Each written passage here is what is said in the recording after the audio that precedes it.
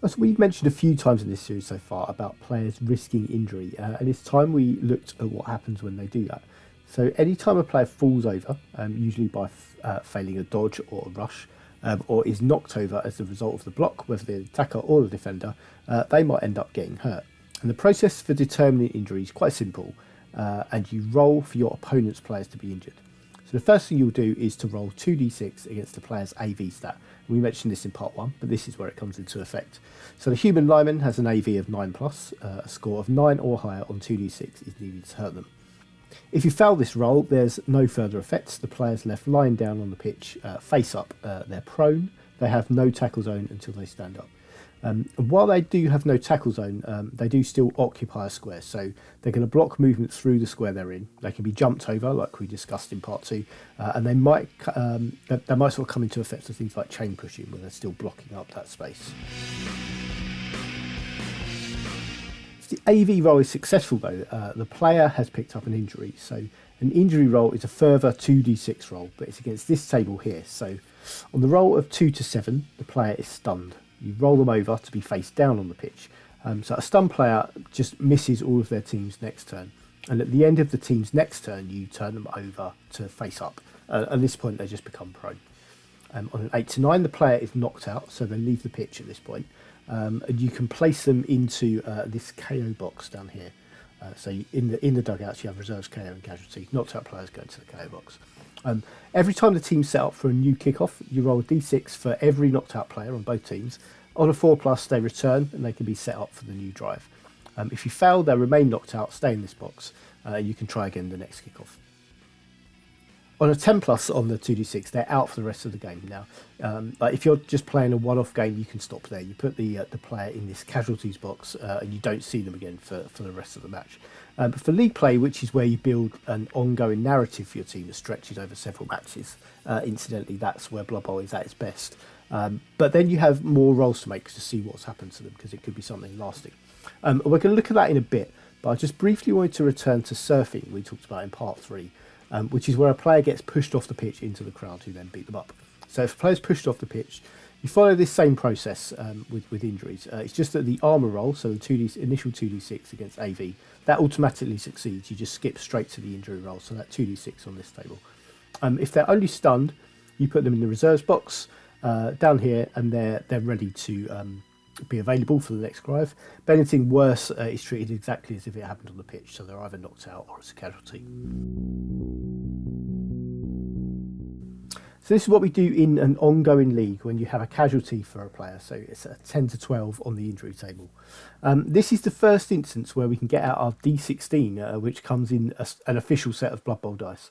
If you don't have a D16, you can instead roll a D8 and a D6 together. So if the D6 roll is 1 to 3, you use the D8 as it is to give you a score between 1 and 8. Or if the D6 rolls 4+, add 8 to the D8 roll, and that gives you a score between 9 and 16. Equal chance of all the numbers. It's just as good as using the D16 if you don't have one. So there's a special table to roll on with your D16 called the Casualty table. That looks like this. And a roll of 1 to 6, and this is badly hurt. Now, if it's got to this stage with one of your players, this is good news. And personally, it's sort of the one I most want to get when I'm injuring opponents' players too. Like a badly hurt just means that the player misses the rest of the current match. No further effects. They can play in the next match as normal. 7 to 9 is seriously hurt. So this means they miss all of the current match, but also have to sit out the next game as well while they recover from their injury. 10 to 12 is serious injury, so they're quite similar names, a lot of these. But this is the same as the last one. It's just they miss this game and the next one as well, but they also pick up what's called a niggling injury. And this means that the player has a +1 modifier to any future rolls on this casualty table. So a 6 will be bumped up from badly hurt to missing next game. Like this isn't as bad as it used to be. A niggling injury in its last version used to be a +1 on the injury table, that initial 2d6 one. So a 7 would be a knocked out and a 9 would be a casualty. Having it as a +1 on this d16 it's not so bad, and I think we're going to see a lot more niggled players carry on playing, rather as before you'd more than likely you'd just retire them at that point because they're a bit of a liability and will get injured quite easily, depending on what sort of player it is. Skip on first straight to 15 to 16, which is dead. That one's quite self-explanatory. You just delete the player from your roster. They've died. 13 to 14, though, is a lasting injury. So this is a miss next game, but also a permanent reduction to the player's stat line. So there's another table to roll on, this time with a D6, where 1 to 2 is a head injury. So this gives the player -1 to their AV, and that makes them easier to injure because it's an easier armor roll for them. You have a decision at this point whether to just sort of let them go, as they're a bit fragile now, like we were talking about with niggle injuries in the old days, or just keep them around and essentially let them die on the pitch. And it's probably going to depend on what sort of player they are, how good they are otherwise before the injury, and whether or not you can afford to replace them at this time. It might be you want to keep them around until you can afford a replacement. 3 is Smash Knee for -1 movement. So for some players this is going to be terrible, but for others not so much. So like a blocker or a lineman that doesn't need to move around that much might be fine long term. But for a catcher or a blitzer who might rely on their speed, losing MA could be pretty devastating. Like a ghoul with a smash knee would be rubbish, and you might ask that ghoul to seek alternative employment. 4, broken arm for -1 passing. Now that's awful for a thrower. Most other players are probably going to ignore it. 5 is a neck injury for -1 agility, which is generally pretty awful all round, but maybe a zombie or an ogre wouldn't really care. They're not that likely to use agility anyway. They don't do much with the ball. They don't really dodge unless they really have to. And 6 is -1 to strength. So with a dislocated shoulder, this is generally terrible for anybody. And it's almost always a sackable offence, basically. A player is going to have to be pretty special and not needing to ever block to carry on playing with a strength penalty. So this is maybe like a thrower that you've had for a really long time who is spectacularly good, who you're confident you can protect. But generally speaking, if a player loses strength, they're just a vulnerability in your line. It's not a great idea to keep them around. But it's going to be on a case-by-case basis. Like we were saying with the AV, what sort of player are they? Are they really good, and can you afford to replace them? And that's going to kind of go with any of these injuries, really. And sometimes, like, you know, a lineman with -1 agility is better than not having a player there at all. But it depends. It depends what you do, what team you're playing, how you play, and what you've got. So we've covered how players get injured and what happens when they do. Next up, we're going to examine some skills and traits that have some effects on these armour and injury rolls. Now, first up is a trait called Stunty. So a reminder first that a trait is an innate ability that a player has. And it isn't something that a player can learn. It's what separates traits from skills, basically. They're either learnable or not. Now, the only player on either of these teams with the Stunty trait is the Halfling. There is the trait there. So the Halfling on the human team, Undead don't have them. But Stunties are smaller players like Halflings, Goblins, things of that sort of size. If you've ever played Dungeons and Dragons, you'll be familiar with size classes. And Stunty has a few effects on the game. One makes them better at dodging. There's another effect that makes it harder for them to interfere with a pass. The one we're going to look at here makes them more vulnerable to injury. So Stunty players have their own injury table, which looks like this. So if the opponent rolls high enough against AV to hurt a Stunty, they use this table instead of the one on the left that we already looked at earlier. It's kind of, and you can play it this way for a one-off game with no lasting consequences, but it's kind of a +1 modifier on the injury table.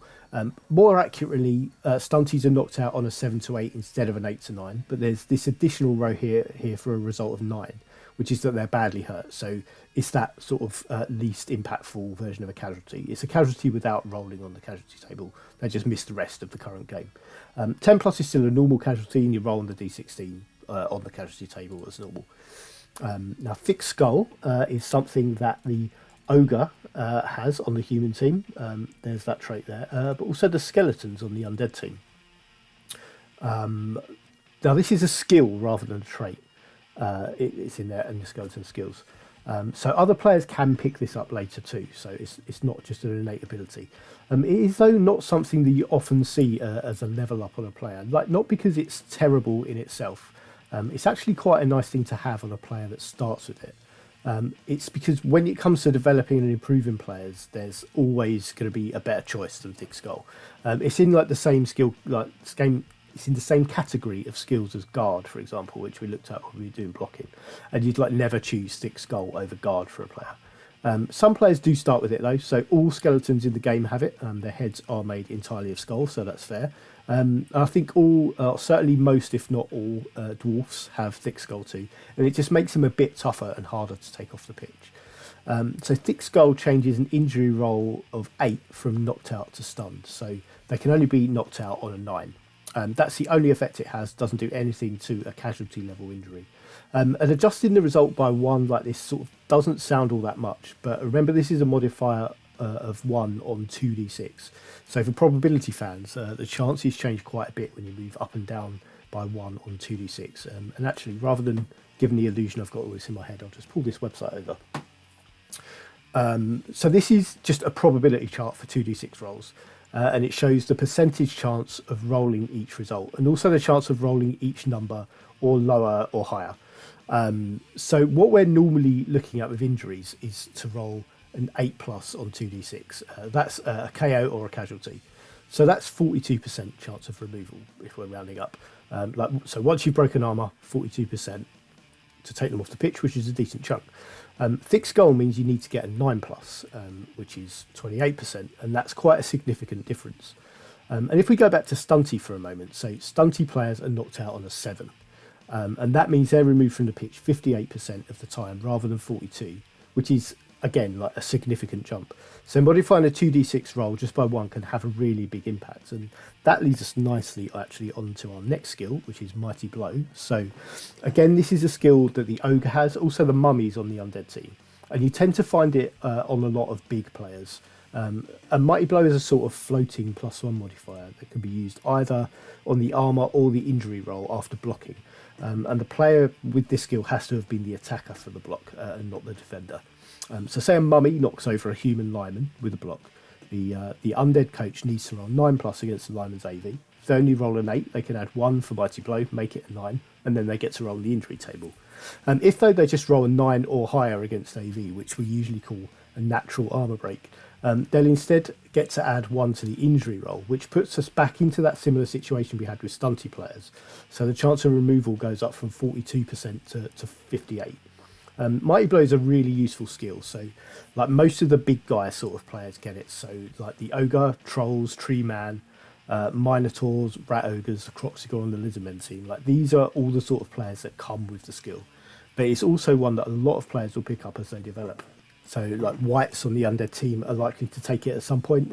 Human Blitzers will often pick it up too. Loads of Orc, Dwarf, Chaos players have easy access to it. And Mighty Blow is a common sight on developed teams. New for this edition is the modifier being listed with the skill. So if we open up the Mummy, so the full name for the skill is Mighty Blow +1. And that just specifies that it's a +1 modifier. So there are mercenary and star players floating around, which we're going to talk about later in the series, that have a different number in here. And a notable one is Morgan Thorg, this guy, who is an Ogre star player. He has Mighty Blow +2. It works exactly the same, just with a +2 instead of a +1. But that does put his removal rate on a natural armour break up to a massive 72% because he knocks players out on a 6+. Last one we'll look at, and we're back to a trait for this, so it's not something players can learn. But it's this trait that most of the Undead team have, which is regeneration. So you use regen when you take a casualty on the player with the trait, so that 10 to 12 area of the injury table. You see what the casualty is, and then you roll a d6. On a 4+, you ignore the casualty, you put them in the reserves box down here. Get rid of the mummy. So they go straight into the reserves box on a successful regen roll of 4+. And they're ready to play again the next drive. This covers the whole range of casualties as well, so from badly hurt all the way up to dead. You just ignore the roll, put them in your reserves. If you fail the roll though, you just apply the injury as normal with its full effects. So all of the Undead team except for Ghouls get regeneration. Ghouls are also one of the lowest AV players on the Undead team, so they're the most vulnerable players that they have. And as you play Undead, you learn the importance of protecting your Ghouls because they could become very valuable players as well. Now, teams that are heavy on regeneration often don't have access to an Apothecary, as you see here on the Undead roster. Apothecaries are unavailable to some teams because, frankly, their players are usually a bit beyond the help of a doctor. So these are like the three main undead teams. So Shambling Undead, which is the ones we've been looking at. Also Necromantic Horror, which shares some of the same players, and Tomb Kings, who are also known as Khemri, and they're made up of skeletons. So there is and also a Chaos-aligned Nurgle team that can't take an Apothecary, and all of their important players have the regeneration trait instead. So an Apothecary can be permanently hired for a team, and it's the same cost for every team, which is 50k, 50,000 gold pieces, which is the same cost as a human lineman. You don't often see teams starting with an Apothecary because players and building the team is quite expensive as it is, but it's a popular early choice for a young team to help protect their players who are starting to develop. And if you can protect them from lasting injury, that's generally a good thing. An Apothecary is a once per game ability. You can use it one of two ways. The first and perhaps least used is to use it on a player that's just been knocked out. So this reduces their injury to a stun, and you instead leave them face down on the pitch. The more popular way to use Apothecaries is on players that receive a casualty. So you can choose to use it after the D16 has been rolled on a casualty table. If you do, the opponent rolls it again. You then get to choose which casualty takes effect. So it can literally save lives or careers. In the case of an injury, it would see a player get fired. But an important note is that if a badly hurt is chosen after the Apothecary is used, the player is patched up enough to stay in the game. You put them in your reserves box. They can come back in at the next kickoff. And that happens even if the initial injury was a badly hurt. So if that first roll is 1 to 6, using the Apothecary is just going to put the player back in the game later on. You do have to choose to use the Apothecary immediately if you go into those. So you can't wait until the end of the game to see what your worst injury was and then use their ability. You have to do it straight away or not at all. And with it only being available once a game, this can lead to the Apo being like drawn out early, leaving your team vulnerable to further injuries. In ongoing league play, coaches will often sort of swallow badly hurts and missing next game injuries, just let them pass, because you want to save the Apothecary for something permanent on an important player. And sometimes that means the Apothecary just doesn't get used at all. It's just sort of a calculated risk whether or not to use it.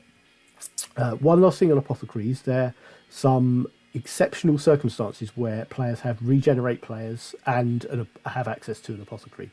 This is, off the top of my head, the only teams I can think of are vampires, who do get to use an Apothecary, and also trolls. So trolls get the regenerate trait, and they play on teams that have access to Apothecaries. You sort of can use them both together. It's just you can't wait to see if the player regenerates before choosing to use the Apothecary. The Apothecary always has to come in first. So if something bad happens to an important player who has regenerate, you might just want to use the Apothecary to make sure they've done that. Because, yeah, that regenerate is just 4+. And if a good vampire's died, maybe you don't want to risk that and you want a sort of second chance to try and help them out as well. Right, now this is our final once per turn action. So one player per turn on your team can do this. You can build it into a move action, although committing the foul ends the player's activation, like with passing and handing off, so they can't move any further after they do it. So it's illegal in the sport of Blood Bowl, but it's very much part of the rules of the game. So it's cheating in the sports simulator, but not in the board game. And that means that because it's cheating in Blood Bowl itself, if it was a real game, that means it carries the risk of the in-game referee seeing what happens and sending your player off, which results in a turnover. So to commit a foul, you move the fouling player so that they're next to an opposing prone player, this catcher. That player can either be stunned or just prone. As long as they're laying on the floor, you can kick them. And then you basically just get a free roll against the pro player's armor value, followed by an injury roll if you're successful. The risk is that if either of those 2d6 rolls are doubles, so say rolling double 4 to score 8, but any double on 1 to 6, if you roll a double, the referee spots the foul, sends the player off. The player is out for the rest of the game, and it's a turnover. There are then rules for arguing with the referee. So this is the coach getting involved and berating the ref. So the coach can roll a d6 on a 1. The coach is sent off as well. And the only effect this has on the game is that you can't argue any more calls later in the game. So you don't get to make this roll again in the match. On 2 to 5, nothing happens. You just carry on, the player's sent off. But on a 6, the referee sees sense and allows your player to stay on the pitch. You sort of still suffer a turnover, but the player gets to carry on from the next turn. There's a layer of complication to fouling that comes with assists. So these work in exactly the same way as for blocks. So have a look back at part 3 in this series if you want a refresher on that. But just quickly here, so this zombie is committing the foul. This ghoul can assist, unmarked.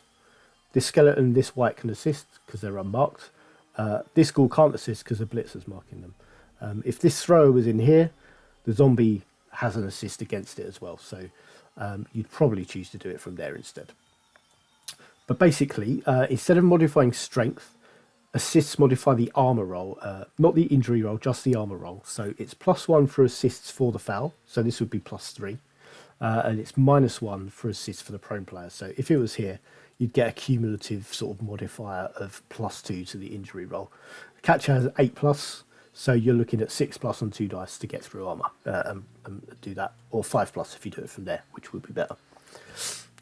New to this edition is that the guard skill now counts for assists for fouls too, where it was previously only for blocks. That just makes an already valuable skill even more valuable. So if this ghoul had the guard skill, which is a bit of a rarer sight, but if this ghoul had guard, it could still assist on the foul. Now it's a bit of an art to fouling. So the strategic side of it is about maximising the assists you can get when you have the opportunity for a foul to sort of give you the best chance of getting a good result. And this can come from sort of early on in the turn when you think about where you're going to use your blitz, and what direction you want to blitz from to push the player over in, so you can make the most out of your unmarked players who could all help put the boot in. There's also a heavy risk management angle too, for which I'm going to refer you elsewhere. So this will be linked below, but the Bonehead Codcast, which by the way is very good, and I'm a fairly regular listener, but as well as their main episodes, they've made a massive amount of content on their YouTube channel that explores the game, and in one of their series, which is called Theory Thursday, they dedicated a whole episode to fouls, where they looked deeper into the maths on the chances of success, the chances that your player gets sent off, and balancing those two to sort of help make decision about when you foul and who does it and things like that. It's very good. It's quite long, but I recommend taking a look into it at some point to get sort of the full picture about fouls in the game. 2 skills just to mention quickly that relate to fouls, because there are only 2 that do have an effect on fouls, apart from guard, which we mentioned, and that is new for this edition. But the first one about fouls is called Dirty Player. So we can explain this quite simply. It acts exactly like Mighty Blow, except for fouls instead of blocks. So it's that floating +1 modifier for either armor or injury. Also, like with Mighty Blow, it does have variants with different numbers. So there are, I think, a handful of mercenaries and star players that have Dirty Player +2. That works the same as well, just +2 modifier instead of +1. The other one to do with fouls is called Sneaky Git. And this helps your fouling player be a bit more subtle, and you get to ignore a double on the armor roll to see if they get sent off. That's just the armor roll though, so if they roll a double for injury, they're still sent off. This is a bit of an improvement in the current edition over the previous version of the skill. So this used to only work if you also failed to break armor, so if you're rolling double 1 or something. Now it's just successful armor rolls too, so any double on the armor roll can be double 6, you break armor, referee doesn't notice it because you're so sneaky.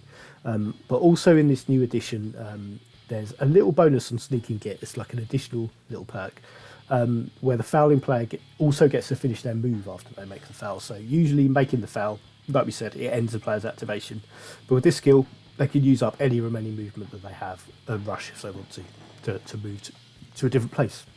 But that's all for injuries. So like some of these videos are running quite a bit longer than I first imagined. There just sort of seems to be loads to say each time. And I keep, as I'm recording, finding new stuff as well. Injuring players though, it's usually 2 rolls, so 1 for armor, 1 for injury, and this can spiral off into rolling on more and more tables depending on how severe the injury gets, but it's generally speaking those 2 rolls, and now you know what they do. So we've almost covered all of the actual how to play the game bits now, so the next part I'm going to call kicking off, and it's just sort of the last key part that you need to know, and it's about how to sort of set up a game, set up your teams, get started, along with some of the peripheral things around that.